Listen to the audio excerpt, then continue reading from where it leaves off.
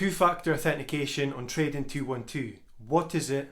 Should you be using it? And why the answer to that question is a definite yes. So you've maybe heard of two-factor authentication before, whether that's with Trading 212 or some other application or service that you use online or out there in the physical world. But do you actually know what it is? So 2FA stands for two-factor authentication. It's also commonly referred to as MFA, which stands for multi-factor authentication. 2FA is simply an extra layer of security on an account which helps prove that you are the person you say you are when you're trying to log in or access something. So how does it work when you're logging into one of your accounts like you would do with Trading 212? First of all, you will enter your username and password like you would usually do. This is something that most people are definitely familiar with already. Then instead of immediately gaining access to your account, you would then be asked to provide another type of authentication, another factor of authentication. And this second factor could be one of the following. It could be something you know.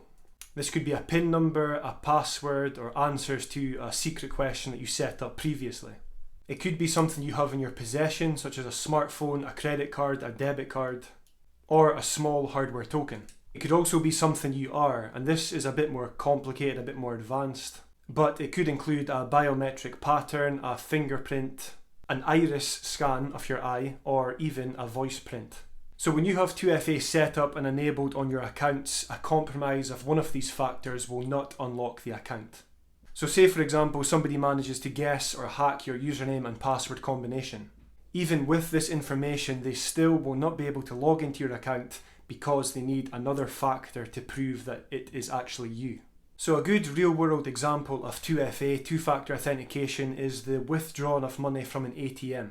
Only the correct combination of a bank card and a PIN number, so something you have and something you know, allows the transaction to be carried out. And that is your two factors of authentication, number 1 and number 2. And don't worry, this is obviously not my PIN number, this is just an example, but even if this was my PIN number, you still can't get into my bank account because you need my debit card. You get an idea? So now you know what 2FA is, but should you be using it with your Trading 212 account? The answer is 100% yes. If you want to run the risk of somebody gaining access to your Trading 212 account by guessing your username, your password combination, then by all means do not set up 2FA, leave your account as is. But why would you even want to have that as a possibility? Thankfully, it's really easy to set up 2FA on Trading 212. First of all, you will need to download a 2FA app from your app store of choice. So if you're on iPhone, it will be the Apple App Store. If you're on Android, it will be the Google Play Store. And many of these apps can also be installed on your desktop PCs or your laptops, but because most people will likely be using a mobile phone, I'll stick with a mobile phone example today.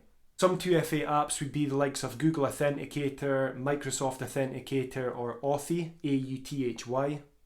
Now I personally use Google Authenticator, that's just my choice, I've never had a problem with it, and that is the one that I would recommend you download if you don't already have an Authenticator app on your phone.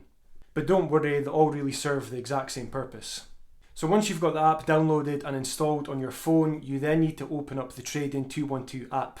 Head to Settings and then tap on Two-Factor Authentication.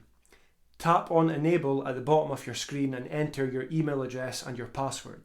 You'll then see this option to open Authenticator, which is at the bottom of your screen.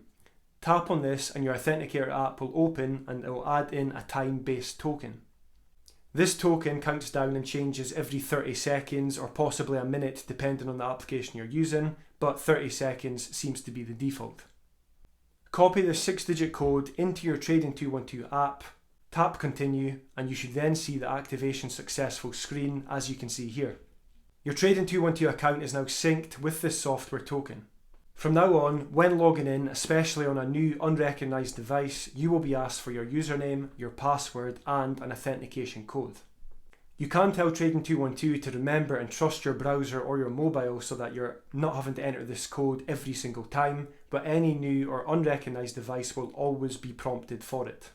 So you may be thinking, this sounds great and all, but what happens if I lose access to my Authenticator app? So say for example you lose your phone gets broken, and you can't check what the authentication code is.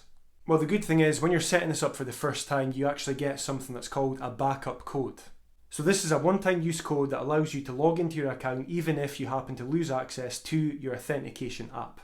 You're advised to take note of this and keep it in a safe, accessible place. Some people would prefer to write this down on paper and store it safely hidden away at home. You would then try logging into Trading212 and tapping on the Lost Access to 2FA Codes option, as you can see here. If you lose both your authentication app and the one-time use backup code, then the only way of getting access to your Trading212 account again would be to get in touch with Trading212 support and follow what they say. So do yourself a favour and look into setting up 2FA today. It's also definitely worth doing this on your other accounts and services that you use if setting up 2FA is an option. So I would recommend not just doing it for Trading212 but also doing it elsewhere. Like I say, just see if it's something you can set up and your security will definitely be improved. So if you've enjoyed this video today or you found it useful at all, please do go ahead and give it a like. For more content like this and to also check out my investment journey playlist, plus other videos around mindset and money, please consider subscribing to my channel. I'm nearing 1,000 subscribers, so I would really appreciate it. No pressure though, you obviously don't have to, but it would be ace if you did. So massive thanks once again for watching this video, and I really hope to see you again in some of my other videos.